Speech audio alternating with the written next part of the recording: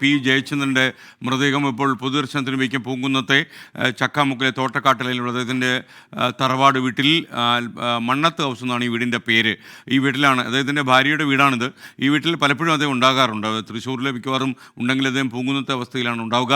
അപ്പോൾ ഈ വീടിൻ്റെ മുന്നിൽ നിന്ന് എസ് വിജയകുമാർ കൂടി നമുക്കൊപ്പം ചേരുന്നു. വിജയകുമാർ, അല്പം നിമിഷങ്ങൾക്കകം ഈ അമല ആശുപത്രിയിൽ നിന്നുള്ള ആംബുലൻസ് അവിടെ എത്തിച്ചേരും. അപ്പോൾ അവിടെ പൊതുദർശനം ഉണ്ടാകും. അയൽവാസികളൊക്കെ വലിയ താല്പര്യത്തോടെയാണ് ഈ ഗായകനെ കണ്ടത്. അവരുടെ മുന്നിൽ ഒരു അയൽവാസി തന്നെയായിരുന്നു പി ജയചന്ദ്രൻ. എന്തൊക്കെയാണ് അവിടെ നിൽക്കുമ്പോൾ നമുക്ക് പറയാൻ കഴിയുന്ന വിവരങ്ങൾ?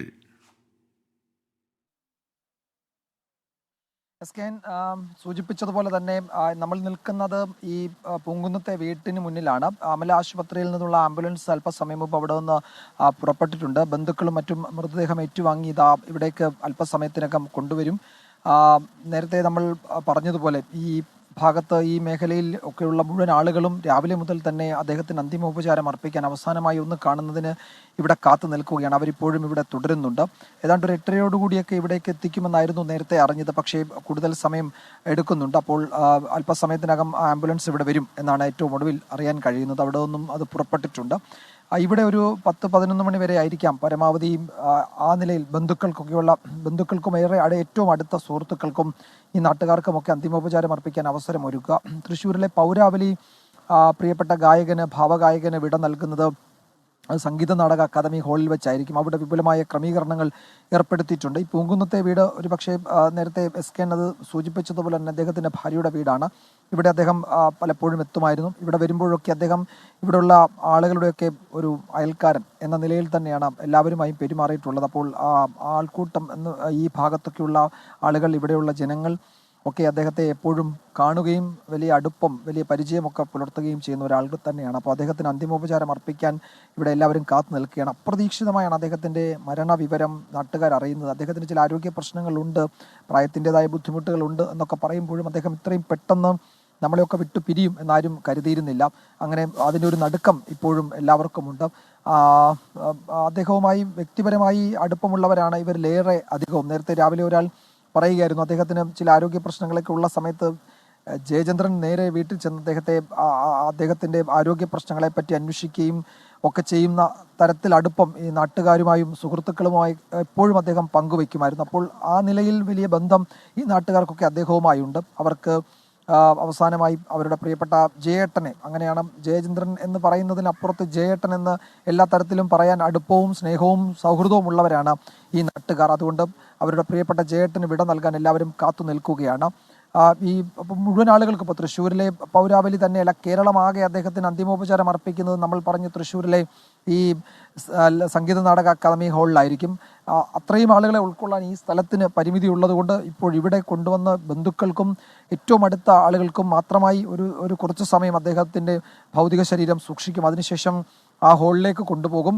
അവിടെ ജനത്തിരക്ക് കുറഞ്ഞു കഴിയുമ്പോൾ അത് വീണ്ടും ഇവിടെ കൊണ്ടുവന്ന് ഇവിടെ സുഹൃത്തുക്കളുടെയും ബന്ധുക്കളുടെയും ഇടയിൽ പൊതുദർശനത്തിന് വയ്ക്കും. നാളെ രാവിലെ 7 മണിക്കും 8 മണിക്കും ഇടയിൽ ഇവിടെ നിന്നും സംസ്കാര ചടങ്ങുകൾക്കായി ചേന്നമംഗലത്തേക്ക് പാല്യത്തേക്ക് കൊണ്ടുപോകും എന്നാണ് ബന്ധുക്കൾ അറിയിച്ചിരിക്കുന്നത്. സംസ്ഥാന സർക്കാരിനെ പ്രതിനിധീകരിച്ച് മന്ത്രിമാരുൾപ്പെടെയുള്ളവർ ഈ പൊതുദർശനത്തിൽ പങ്കെടുക്കുന്നുണ്ട്. നേരത്തെ മന്ത്രി AK ശശീന്ദ്രൻ ഇവിടെ വന്നിരുന്നു. ഇപ്പോൾ മന്ത്രി ഡോക്ടർ R ബിന്ദു ഇവിടെ എത്തിയിട്ടുണ്ട്. ജനപ്രതിനിധികൾ ഉൾപ്പെടെയുള്ളവർ ഇവിടെ എത്തിയിട്ടുണ്ട്. പലരും ആശുപത്രിയിലേക്ക് പോയിട്ടുണ്ട്. അവിടെ മൃതദേഹം ഏറ്റുവാങ്ങി അതിനോടൊപ്പം ഇവിടേക്ക് ഏതാണ്ടൊരു വിലാപയാത്ര എന്ന മട്ടിൽ തന്നെ ആയിരിക്കും എല്ലാവരും എത്തുക എന്നാണ് നമ്മൾ അറിയുന്നത്.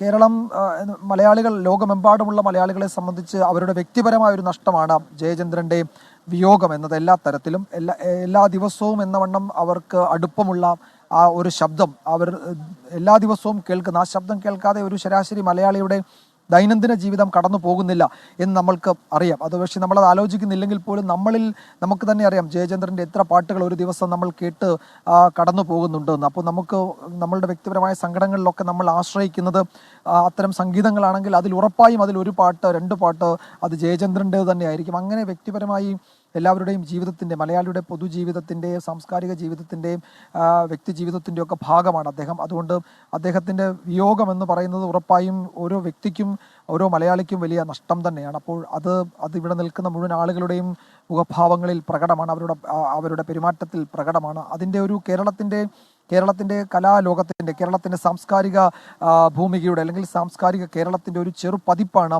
നമ്മൾ ഇവിടെ കാണുന്നത്. ഇനിയിപ്പോൾ സംഗീത നാടക അക്കാദമി ഹാളിൽ കാണാൻ പോകുന്നു. അപ്പോൾ അങ്ങനെയുള്ള ആളുകളെ കൊണ്ട് ഏതാണ്ട് ഇവിടം ഇപ്പോൾ തന്നെ ജനനിബിഡമായിട്ടുണ്ട്. ഒരു ചെറിയ വഴിയാണ് പൂങ്കുന്നത്ത് ഈ വീടിന് മുന്നിലൂടെ ഉള്ളത്. അപ്പോൾ അവിടെ ഉൾക്കൊള്ളാവുന്നതിലധികം ആളുകൾ ഇപ്പോൾ തന്നെ ഇവിടേക്ക് വരികയും ചെയ്തിട്ടുണ്ട്. എനിക്കൊപ്പം നിൽക്കുന്ന ആളുകളിൽ പലർക്കും അദ്ദേഹത്തോട് വ്യക്തിപരമായി വലിയ അടുപ്പമൊക്കെ ഉള്ളവരാണ് എന്ന് മനസ്സിലാക്കാൻ കഴിയുന്നുണ്ട്. ഇപ്പോൾ ജയേട്ടനായിട്ടോ വലിയ അടുപ്പം ഉള്ള ആളുകൾ തന്നെ ആയിരിക്കുമല്ലോ. വളരെ വർഷങ്ങളായിട്ടുള്ള ബന്ധമാണ് ജയേട്ടനായിട്ട്. ഈ അടുത്ത് പോലും കണ്ടിരുന്ന വീട്ടിൽ പോയിട്ട് അദ്ദേഹത്തിന്റെ കുടുംബമായിട്ടും നല്ല ബന്ധം തന്നെയാണ്. ഈ അടുത്ത ദിവസം കണ്ടപ്പോൾ എന്തായിരുന്നു? ആരോഗ്യം മോശമായിരുന്നു, ഒന്നും സംസാരിക്കാനൊന്നും പറ്റില്ലായിരുന്നു. പക്ഷേ ആരോഗ്യ പ്രശ്നങ്ങളൊക്കെ ഉണ്ടെങ്കിലും ഇത്ര വേഗത്തിൽ അദ്ദേഹത്തിന്റെ വിയോഗ വാർത്ത കേൾക്കുമെന്ന് നമ്മൾ അങ്ങനെ കരുതിയിരുന്നില്ല അല്ലേ? ഒരു കഴിഞ്ഞ ഒരാഴ്ചയായിട്ട് കുറച്ച് ഗുരുതരമായിട്ടൊരു സ്ഥിതി തന്നെ ആയിരുന്നു. പക്ഷെ ഇത്ര പെട്ടെന്ന് ജയേട്ടൻ പോകുമെന്ന് വിചാരിച്ചില്ല. കുറച്ചു കാലം കൂടെ അടുത്ത കാലത്ത് അദ്ദേഹത്തിനൊരു ഇതെല്ലാം പുരസ്കാരം എല്ലാം കൊടുക്കാൻ ഇരുന്നതായിരുന്നു. അത് ക്യാൻസർ ആവേണ്ട ഒരു സാഹചര്യം വന്നു. അപ്പോൾ എനിക്ക് വന്ന് അദ്ദേഹത്തിന് ഏകാദശി നാളിൽ നല്ലൊരു ഗുരുവായൂരപ്പൻ്റെ ഭക്തൻ എന്നുള്ള രീതിയിൽ ആ ദിവസം തന്നെ അദ്ദേഹത്തിന് വിടവാങ്ങേണ്ടി വന്ന ഒരു ഭാഗ്യമായിട്ട് തന്നെ കണക്കാക്കണം. വൈകുണ്ഠ ഏകാദശി തന്നെ നല്ല സ്വർഗ്ഗവാതിൽ തുറക്കുന്നൊരു ദിവസമാണല്ലോ അന്ന്. അന്ന് തന്നെ അദ്ദേഹത്തിന് വിട പറയേണ്ടി വന്നതിൽ ഭാഗ്യവാനാണെന്നുള്ളൊരു അഭിപ്രായം കൂടി എനിക്കുണ്ട്. ഇന്നലെ അത് എസ് കെനുമായി ജയരാജ് വാര്യർ സംസാരിക്കുമ്പോഴും അത് സൂചിപ്പിച്ചിരുന്നു. അദ്ദേഹം ഒരു ഗുരുവായൂരപ്പ ഭക്തൻ കൂടിയാണ്. ഇത് ഈ ഒരു പ്രധാനപ്പെട്ട ദിവസം അത് സൂചിപ്പിക്കുകയും ചെയ്തിരുന്നു. വ്യക്തിപരമായി എല്ലാവർക്കും വലിയ അടുപ്പമൊക്കെ ഉള്ളവരായിരിക്കുമല്ലോ അല്ലേ? ആയതുകൊണ്ട് തന്നെ തീർച്ചയായിട്ടും ഞങ്ങൾക്ക് വളരെ അടുപ്പമുണ്ട്. ഞങ്ങൾ ഇടയ്ക്ക് കാണാറുണ്ട്. ഞങ്ങളുടെ അരിനഗർ അസോസിയേഷൻ്റെ കോളനിയിലെ ബ്രദറിനിലെ താമസിക്കുന്നുണ്ട്. അവിടെ വരാറുണ്ട്.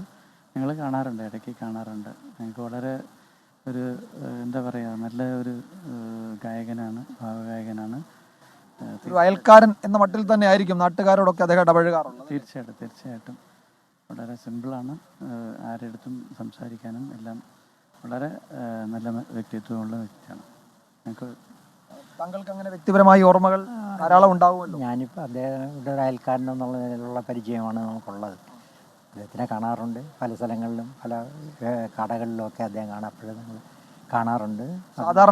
സാധാരണക്കാരനെ പോലെയാണ് പെരുമാറ്റവും അദ്ദേഹം ചെല്ലുന്ന സ്ഥലത്തൊക്കെ ആണെങ്കിലും അങ്ങനെ വളരെ നല്ല മനുഷ്യനായിട്ടുള്ള പെരുമാറ്റം, അയൽക്കാരോടെല്ലാം വളരെ തൃപ്തികരമായിട്ട് പെരുമാറി എല്ലാം ചെയ്യുന്ന ഒരാളാണ് അദ്ദേഹം.